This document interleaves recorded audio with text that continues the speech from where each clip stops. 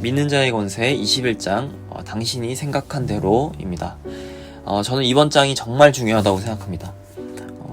이전 장에서는 하나님과 협력해야 함을 강조했습니다. 그래서 이번 장에서는 하나님과 협력하기 위해서는 우리가 어떻게 해야 하는지 구체적으로 설명을 하고 있습니다. 다시 말하면 마음을 어떻게 지킬 수 있는지를 설명하고 있습니다. 스마트폰으로 네이버 뉴스에 들어가면 가장 먼저 보이는 것은 범죄입니다. 한국 사회에 크고 작은 범죄들이 빈번하게 매일 발생하는 것을 보게 됩니다. 그러면 가장 먼저 드는 생각은 부정적인 생각입니다.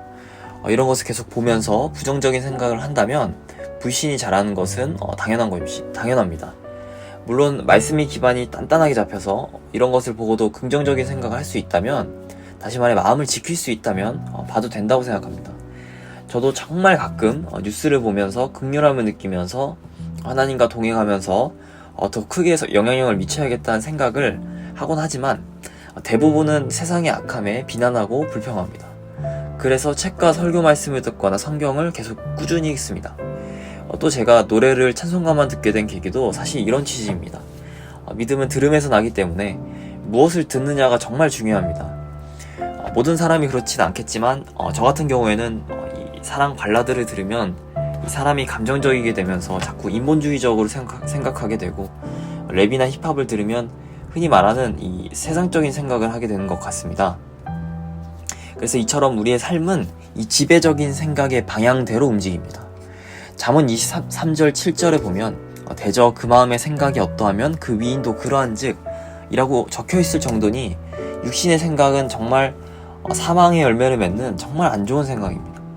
우리는 그러므로 우리의 생각을 하나님과 그분의 말씀에 계속해서 집중하는 것을 배우고 훈련받아야 합니다.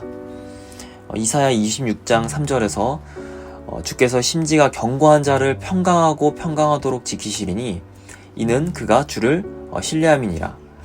심지가 견고한 사람이 되는 것, 즉 이 마음이 단단하여 지킨 사람이 되는 것이 무척 중요합니다. 사람의 감정은 사람의 생각을 쫓아갑니다.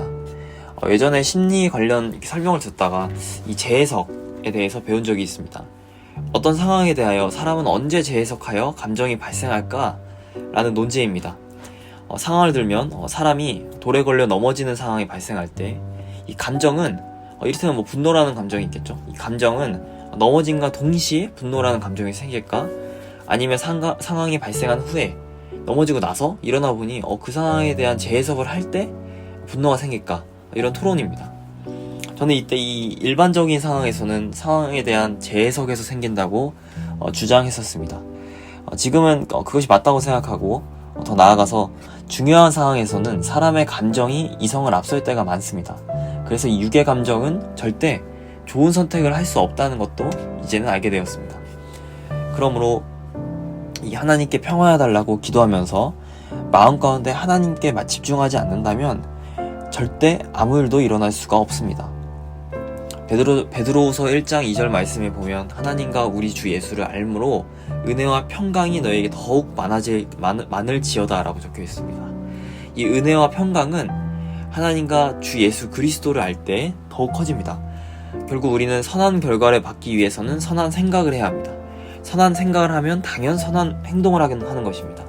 오해하면 안 되는 부분은 선한 행동은 절대 열매이지 씨앗이 아닙니다. 빌립보서 4장 4에서 7절 말씀 보면 주 안에서 항상 기뻐하라.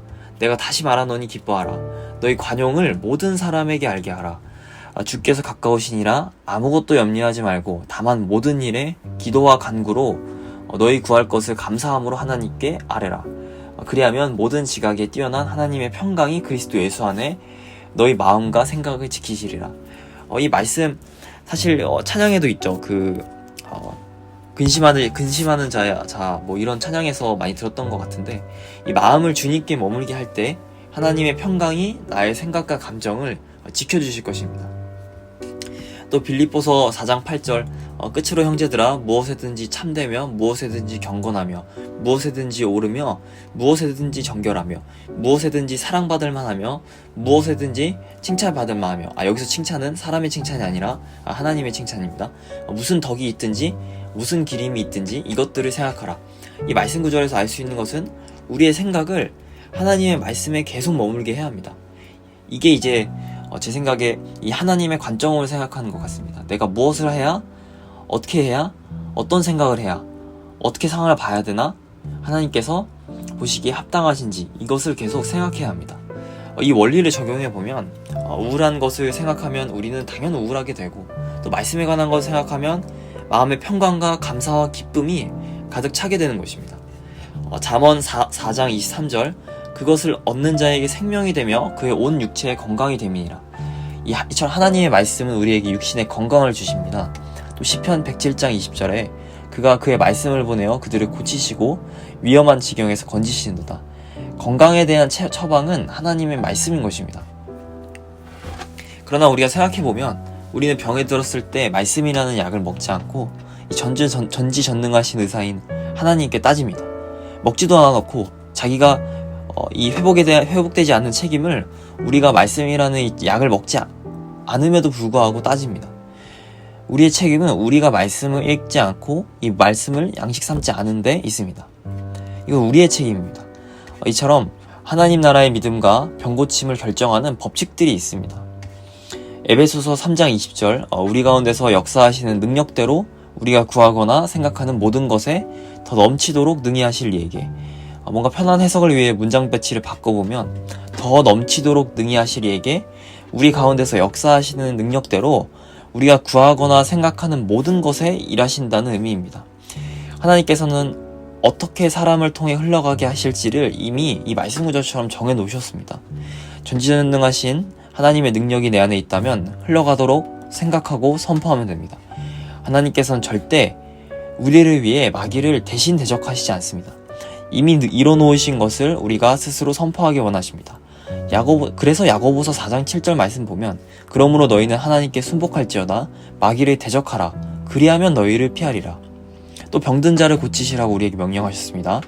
마태복음 10장 8절에 보면 병든 자를 고치고 죽은 사람을 살리고 문둥 병자를 깨끗하게 하며 귀신을 쫓아내라. 너희가 거저받았으니 거저 주어라. 그리고 또 그 모든 능력을 예수 그리스도께서 죽은 자들로부터 살리신 그 능력을 우리에게 주셨습니다.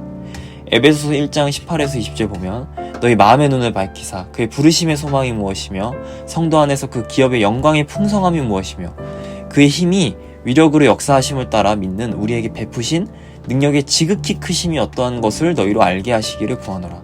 그의 능력이 그리스도 안에서 역사하사 죽은 자들 가운데서 다시 살리시고 하늘에서 자기의 오른편에 앉히사.